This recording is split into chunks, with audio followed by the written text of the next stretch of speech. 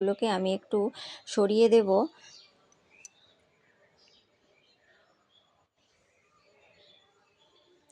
তো দেখতেই পাচ্ছেন বন্ধুরা, কত সুন্দর নিমের পাতার রসটাকে আমি বের করে নিয়েছি। আর নিম পাতা ভীষণই উপকারী বন্ধুরা, আমাদের স্কিন কিংবা যে কোনো পোকামাকড় তাড়াতে নিম পাতা ভীষণভাবে কার্যকরী।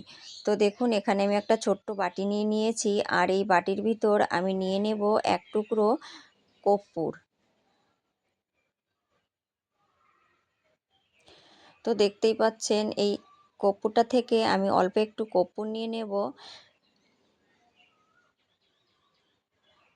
তো অল্প একটু আমি ভেঙে নেব বন্ধুরা। তো দেখুন, এই যে আমি অল্প একটু ভেঙে নিয়েছি, এবার এটাকে আমি হাতের সাহায্যে একটু গুঁড়ো গুঁড়ো করে নেব। তো দেখুন, এই যে আমি গুঁড়ো গুঁড়ো করে নিয়েছি।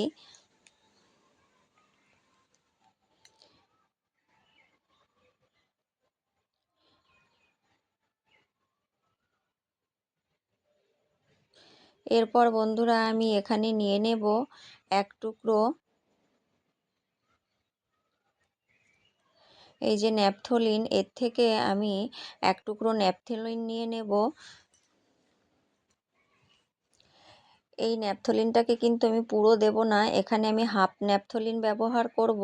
তো ন্যাপথলিনটাকে আমি গুঁড়ো করে নেব। তো দেখুন, এই যে আমি হাফ ন্যাপথলিন গুঁড়ো করে নিয়েছি, আর এই ন্যাপথলিনটাকে আমি কর্পূরের সাথে মিলিয়ে নেব।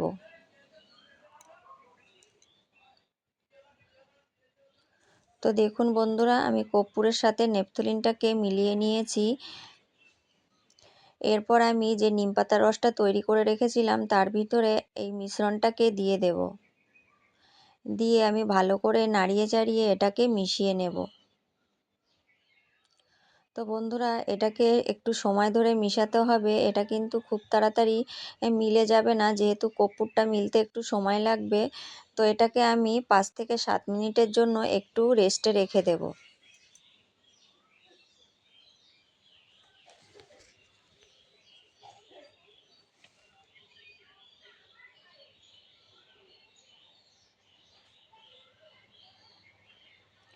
এরপর বন্ধুরা দেখুন, কর্পূরটা সম্পূর্ণরূপে গলে গেছে, আর পাতার রসের সাথে একদম মিলে গেছে।